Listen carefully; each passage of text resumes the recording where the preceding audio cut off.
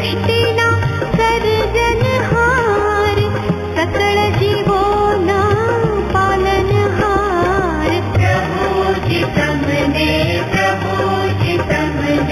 જય જયકાર. પ્રભુજી તમને જય જયકાર.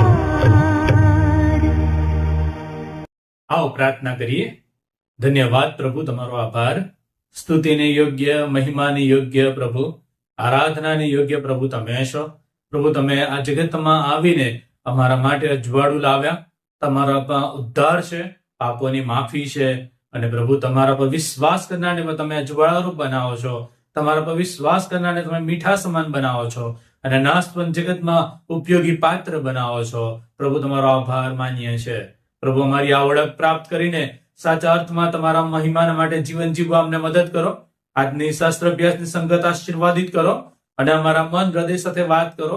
તમારો પવિત્ર આત્મા અમને દોરે અને અમને તમારો ઉપયોગી પાત્ર બનાવે. તારનાર પ્રભુ ઈસુમાં અમારી પ્રાર્થના માન્ય કરો. Amen. Hallelujah. Praise the lord. પ્રભુ ઈસુના નામમાં આપ સર્વને પ્રેમી સલામ. આપણે ગુરુવારની સંગતમાં જે વચન જોઈ રહ્યા છે અને એ તો એ કે what is our true identity in Christ Jesus. ઈસુ ખ્રિસ્તમાં મારી અને તમારી આપણી સાચી ઓળખ શું છે? અને એ ઓળખમાં આજે આપણે જે વચન જોવા માંગીએ છીએ અને એ તો we are the salt of the world through faith in Christ Jesus. ઈસુ ખ્રિસ્તમાં વિશ્વાસ દ્વારા આ જગતમાં આપણે મીઠા સમાન બન્યા છે. જે બે સ્વાદ જગત છે એમાં સ્વાદ લાવવાનું કાર્ય પ્રભુએ મન અને તમને સોંપ્યું છે અને બહુ મોટી જવાબદારી, બહુ મોટી ઓળખ ઈસુ ખ્રિસ્તમાં મળી છે. હાલેલુયા. પ્રભુના નામને ધન્યવાદ આપીએ છીએ. માટે આપણે પ્રભુનું વચન વાંચીએ માથી 5 અને 13. માથીની સુવાર્તા 5મો અધ્યાય અને 13મી કલમ કહે છે, તમે જગતનું મીઠું છો, પણ જો મીઠું બે સ્વાદ થયું હોય તો તે સાથી ખારું કરાશે, બહાર ફેંકવા તથા માણસોના પગ નીચે છુંદાવા વગર તે બીજા કંઈ કામનું નથી. આ પ્રભુ ઈસુ ખ્રિસ્ત જે પહાડ પર એમનો સંદેશો છે એની અંદર આ વચન કહી રહ્યા છે અને એની અંદર એ શિષ્યોને એક આગવી ઓળખ આપે છે. ત્યાં બે ઓળખ આપવામાં આવી. એક તો તમે જગતનું મીઠું છો અને પછી તરત જ બીજી ઓળખ આપવામાં આવી કે તમે જગતનું અજવાળું છો. આપણે અજવાળા વિશે શીખી ગયા કે આપણે અંધારાના નથી પણ અંધકારમય જગતમાં અજવાળું ફેલાવાનું છે. આવી બીજી જે ઓળખ છે એના વિશે શીખવા માંગીએ છીએ કે આપણે મીઠા સમાન છે. જેમ સોલ્ટ, મીઠું એ આપણા દરેકની આવશ્યકતા છે, એક અનિવાર્ય જરૂરિયાત છે કે દરેકના કુટુંબમાં, દરેકના ઘરમાં એ મીઠું આપણને જોવા મળે. એવી જ રીતે આ જગતમાં, બેસ્વાદ જગતમાં, અંધકારમય જગતમાં આપણે મીઠા સમાન છીએ કે જગતની આવશ્યકતા છે કે ઈસુ ખ્રિસ્ત પર વિશ્વાસ કરનાર એ મીઠા સમાન બને કે જેથી જગતમાં ફ્લેવર આવી શકે. જૂના જગતમાં મીઠાના ઘણા બધા અગત્યતા હતી, ઘણા બધા ફાયદા હતા, ઘણા બધા ઉપયોગ હતા અને ઈસુ ખ્રિસ્ત વિશ્વાસ કરનારને એ મીઠા સમાન ગણાવે છે, જેના માટે જગત અને સમાજને એ ખૂબ જ ઉપયોગી બની શકે. અને બહુ ઉપયોગી ઓળખ છે. આ એક સાઈડ પર મૂકી રાખેલી ઓળખ નથી અથવા તો એક માત્ર ટાઇટલ નથી, પણ એ ઓળખ એવી છે કે જે રોજ બરોજના જીવનમાં કાર્યરત છે. આપણે મીઠું લાવીએ ઘરમાં તો મૂકી નથી રાખતા, પણ એ જરૂરિયાત છે અને માટે રોજ ને રોજ એનો ઉપયોગ કરવામાં, બહુ થોડુંક ચપટી પણ એનો ઉપયોગ રોજ ને રોજ કરવામાં આવે છે. સવાર સાંજ આપણા જે ખોરાક છે એની અંદર મીઠાનો ઉપયોગ થાય છે.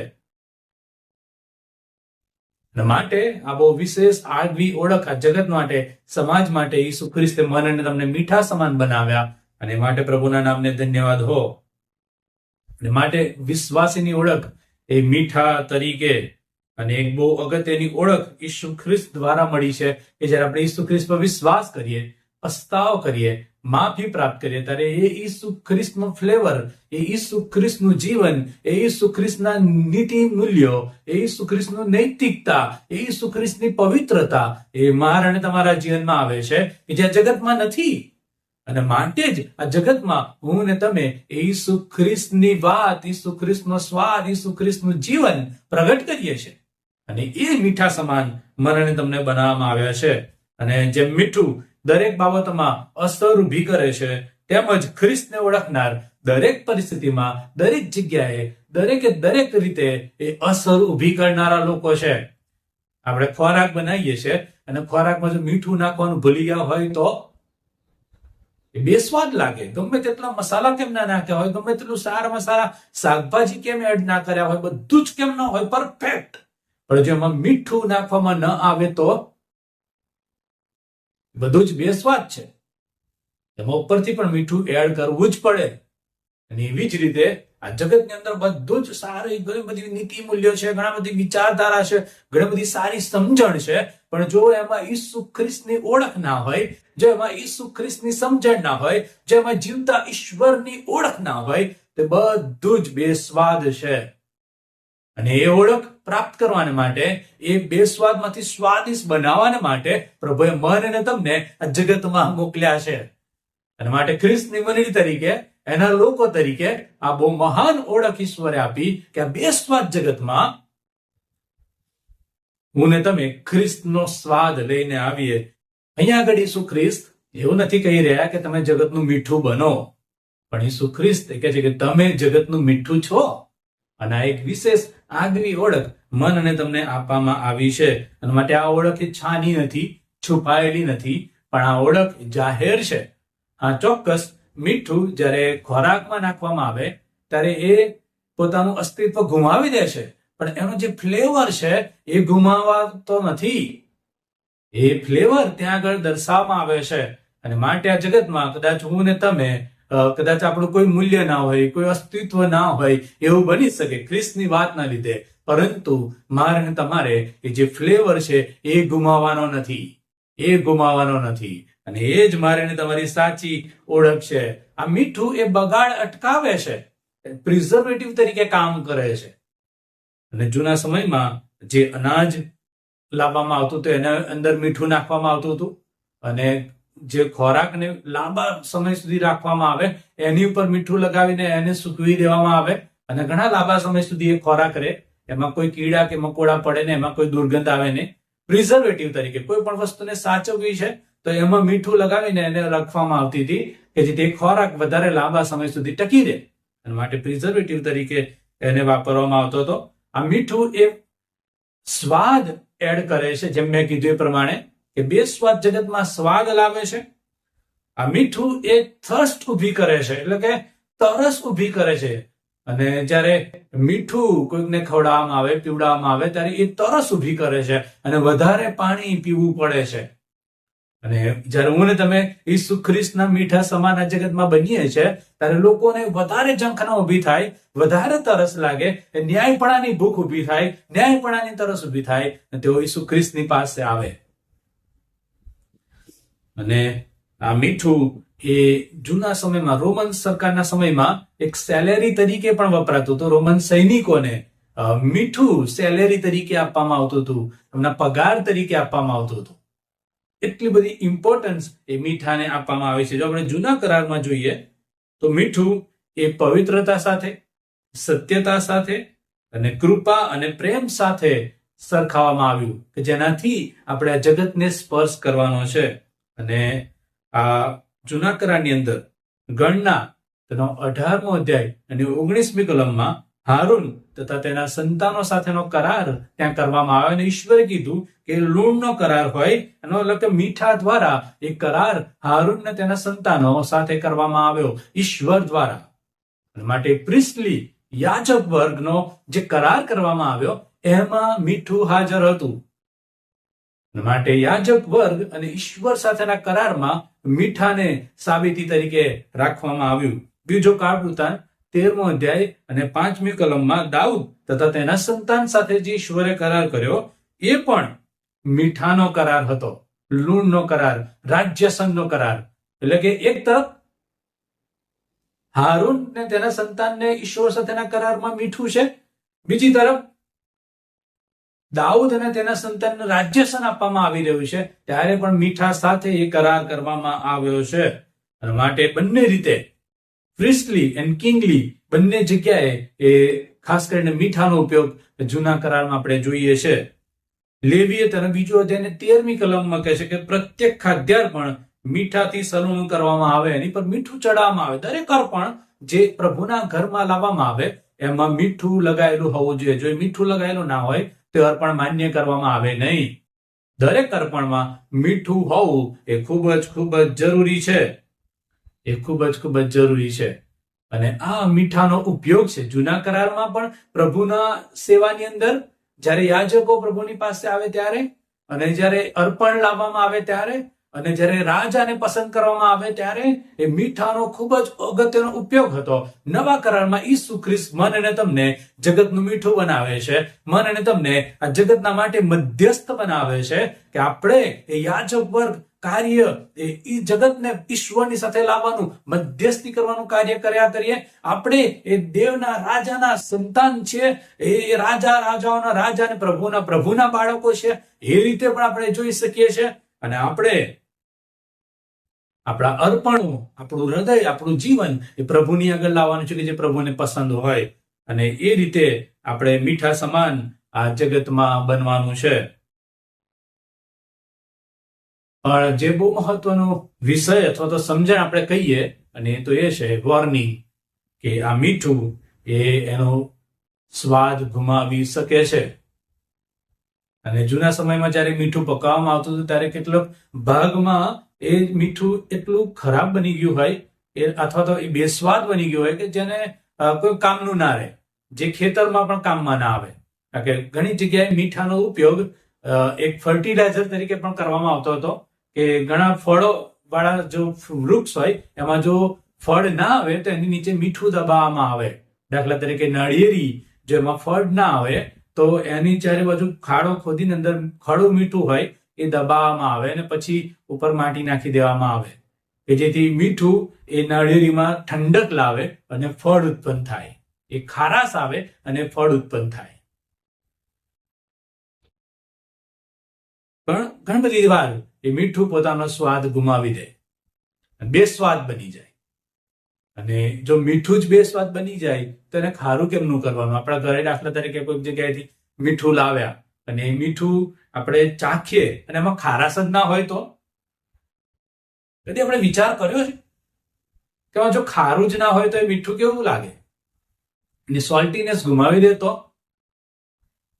અને વોર્નિંગ છે કે મીઠું ખારાશ ગુમાવી શકે છે અને એનો કોઈ ઉપયોગ રહેતો નથી. એનો કોઈ ઉપયોગ રહેતો નથી. માટે જ લુક 14મો અધ્યાય 34 ને 35મી કલમ એ વોર્નિંગ તરીકે આપવામાં આવી કે છે કે મીઠું તો સારું છે, પરંતુ જો મીઠું પણ સ્વાદ વગરનું થયું હોય તો તે સાથી ખારું કરી શકાય. જમીનને માટે અથવા ખાતરને માટે પણ તે યોગ્ય નથી, પણ માણસો તેને બહાર ફેંકી દે છે. જેને સાંભળવાને કાન છે તેણે સાંભળવું. ઈસુ ખ્રિસ્ત કહે છે કે આ મીઠું કેવી રીતે ખારું કરાય જો એનો સ્વાદ ગુમાવી દે? ખોરાક માટે ઉપયોગી નથી, એ જમીન માટે ઉપયોગી નથી, એ ખાતર માટે ઉપયોગી નથી, કશા માટે ઉપયોગી નથી. એને ફેંકી દેવામાં આવે, પગ તળે કચડી નાખવામાં આવે, એ ગંદકીમાં નાખી દેવામાં આવે. એનો મતલબ એવો થાય.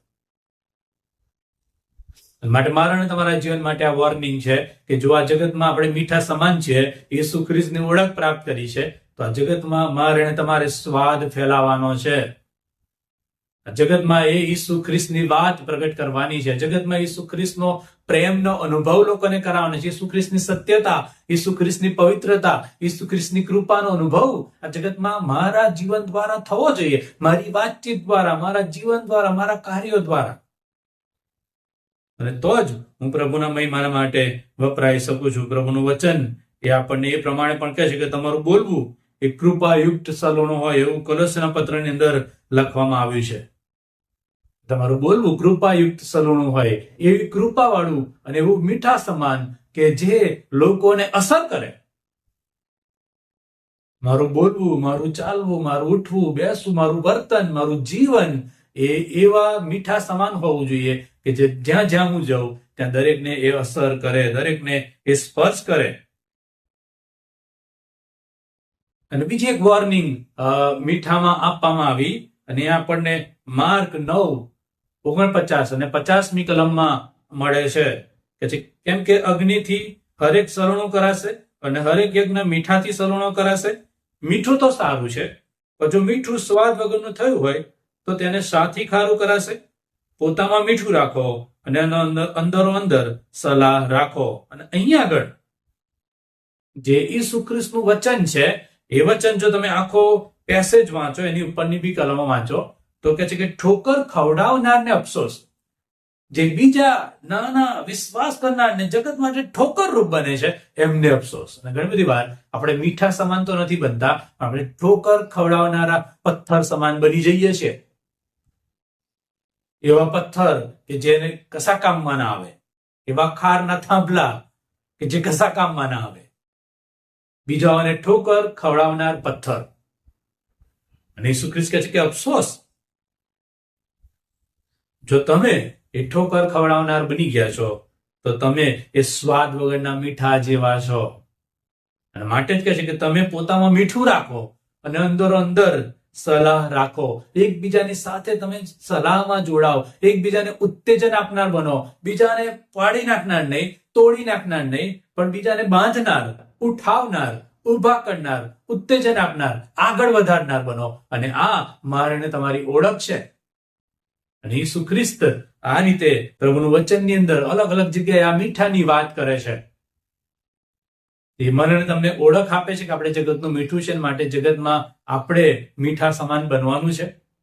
એ સાથે વોર્નિંગ પણ આપે છે કે જો મીઠું બેસ્વાદ બની જાય તો એને કેવી રીતે ખારું કરવામાં આવે, એ કશા કામનું નથી, એને ફેંકી દેવામાં આવે છે. અને જો હું તમે પ્રભુના મહિમા માટે ઉપયોગમાં નહીં આવીએ તો મારે તમારી કોઈ હેસિયત કે લાયકાત રહેતી નથી, મારે તમારી કોઈ ઉપયોગિતા રહેતી નથી. અને જો હું ને તમે કદાચ પ્રભુના કામમાં નથી આવી રહ્યા પણ બીજાને ઠોકર બની રહ્યા છે તો અફસોસ. ઈસુ ખ્રિસ્ત કહે છે કે તેના કોટે ઘંટીનું પડ બંધાય અને ઊંડાણમાં નંખાય, સમુદ્રમાં નંખાય, એ એના માટે સારું છે. માટે આપણી જાતની તપાસ કરીએ કે આપણે આ જગતમાં મીઠા સમાન છે, અને એ મીઠું એ ઈસુ ખ્રિસ્તની પવિત્રતા જગતમાં પ્રગટ કરે છે, એ ઈસુ ખ્રિસ્તની સત્યતા જગતમાં પ્રગટ કરે છે, ઈસુ ખ્રિસ્તમાં ઉદ્ધાર જગતમાં પ્રગટ કરે છે, ઈસુ ખ્રિસ્તમાં પ્રેમ, માફી, શાંતિની વાત પ્રગટ કરે છે, ઈશ્વરની કૃપા પ્રગટ કરે છે. અને કેવી રીતે બને છે? મારા અને તમારા જીવનો દ્વારા, આપણી વાતચીત દ્વારા, આપણા કાર્યો દ્વારા, આપણી જીવન પદ્ધતિ દ્વારા, આપણે જેના સંપર્કમાં આવીએ એના સંપર્કમાં એ મીઠા દ્વારા, જાણે કે આપણે બીજાઓને સ્વાદમાં લાવીએ, બીજાઓ પણ જીવતા ઈશ્વરની ઓળખ પ્રાપ્ત કરે. અને આ મારે તમારી બહુ મોટી જવાબદારી છે. અને જો આ જવાબદારીમાંથી આપણે હટી જઈએ છીએ તો આપણે બેસ્વાદ થયેલા મીઠા સમાન છે, જેને બહાર ફેંકી દેવામાં આવે છે, જે દેવના રાજ્ય માટે કદી પણ ઉપયોગમાં આવતા નથી. કદાચ મંડળીમાં આપણે ઘણી બધી સેવા કરી શકીએ પણ ઈશ્વરના રાજ્યના માટે કદી ઉપયોગમાં આવી શકતા નથી. અને બીજી વોર્નિંગ એ છે કે આપણે બીજાઓને ઠોકરરૂપ બનીએ છીએ, તોડી પાડીએ છીએ, ભાંગી નાખીએ છીએ, ઉત્તેજન આપતા નથી, તો પણ મારા તમારા માટે અફસોસ. અને માટે પ્રભુના વચન મને તમને મદદ કરે કે આપણે જગતમાં મીઠા સમાન બનીએ, સ્વાદ લાવનાર, ઈશ્વરની વાત પ્રગટ કરનાર, ઈસુ ખ્રિસ્તની હાજરીનો અનુભવ કરાવનાર, બીજાઓને ઉત્તેજન આપીએ, પ્રભુની સેવા માટે તૈયાર કરીએ. અને આપણે મીઠા સમાન બનીએ કે જ્યાં આગળ લોકોને બાંધવામાં આવે. અને આ મીઠું એ એક કણ કશા કામનો નથી, પણ બધા પુષ્કળ કણ જ્યારે એક સાથે જોડાય ત્યારે એ સ્વાદ લાવી શકે છે. અને માટે અહીંયા આગળ જે ઓળખ છે એ એક સહિયારી ઓળખ પણ છે, મંડળીની ઓળખ છે. હું ને તમે ને આપણે બધા જ સાથે મળીને એ ખ્રિસ્તના મીઠા સમાન બનવાનું છે. અને એ સાથે મળેલી ઓળખ એ જગતને બદલે છે. અને પ્રભુ એવું કરવા આપણને કૃપા આપે કે આપણે એક થઈએ, સાથે મળીએ અને જગતને બદલવાના માટે, જગતમાં સ્વાદ લાવવાના માટે, લોકોના જીવનોમાં સ્વાદ લાવવાના માટે, લોકોના જીવનો બાંધવાના માટે આપણે પ્રયત્ન કરીએ. અને એમ કરવા પ્રભુ આપણને કૃપા પૂરી પાડે. યાદ રાખીએ કે આપણે જગતનું મીઠું છીએ. પ્રાર્થના કરીએ. હાલેલુયા. Thank you Jesus. ધન્યવાદ પ્રભુ, તમારો આભાર પ્રભુ. તમારા વચન પ્રમાણે તમે એમને આ જગતમાં મીઠા સમાન બનાવ્યા. એ સોલ્ટ કે જે ખોરાકમાં સ્વાદ લાવે, જે જગતની અંદર સ્વાદ લાવે, પ્રભુ તમે અમને મીઠા સમાન બનાવ્યા કે જે ફર્ટિલાઇઝર તરીકે કામ કરે અને ફળ બનાવે. પ્રભુ તમે અમને મીઠા સમાન બનાવ્યા કે જેમાં જગતમાં અમે જે બગાડ છે, જે ભૂંડાઈ છે, જે દુષ્ટતા છે એમાંથી બચાવી લઈએ. અને પ્રભુજી એ દરેક કહોવાણ, દરેક બગાડ, દરેક દુષ્ટતા અને અંધકાર એ દૂર થાય. ત્યારે પ્રભુ તમારામાં મીઠા સમાન બનવા મદદ કરો. અમે એકબીજાને ઉત્તેજન આપનાર બનીએ, એકબીજાને બાંધનાર બનીએ, એકબીજાને સહાય કરનાર બનીએ. પ્રભુ અમે એ સ્વાદ ગુમાવી ના દઈએ માટે અમને સહાય કરો. રોજ ને રોજ પ્રભુ એ તમારા મીઠાથી અમને સ્પર્શ કરો. રોજ ને રોજ તમારી પવિત્રતા, સત્યતા, તમારો પ્રેમ, તમારી કૃપા અમને સ્પર્શ કરે. રોજ ને રોજ પ્રભુ અમે તમારા જેવા બનવાને માટે પ્રયત્ન કરીએ કે જેથી જગતમાં અમે સ્વાદ લાવનાર લોકો બનીએ અને નાશવંત જગતમાં અમે તમારો મહિમા પ્રગટ કરનાર લોકો બનીએ. પ્રભુ એવું કરવા અમને સહાય કરો. અમે તમારા હાથમાં સોંપાઈએ છીએ. તમારી મંડળીને તમે બાંધો અને તમારી મંડળી અજવાળારૂપ બને, તમારી મંડળી મીઠારૂપ બને અને અમે સાથે મળીને આ નાશવંત જગતમાં તમારો મહિમા પ્રગટ કરનાર લોકો બનીએ માટે કૃપા માંગીએ છીએ. પ્રભુ તમારી સહાયતા માંગતા ઈસુ પ્રભુમાં અમારી પ્રાર્થના માન્ય કરો. આમેન. અને હવે આપણા તારનાર પ્રભુ ઈસુ ખ્રિસ્તની કૃપા, ઈશ્વર પિતાનો પ્રેમ, પ્રભુ પવિત્ર આત્માની દોરવણી સંગત સહાયતા આપણ સર્વની સાથે, પ્રભુના લોકોની સાથે, ખ્રિસ્તની મંડળી સાથે હમણાંથી સદા સર્વકાળ સુધી હોય. Amen. Amen. Thank you. God bless you.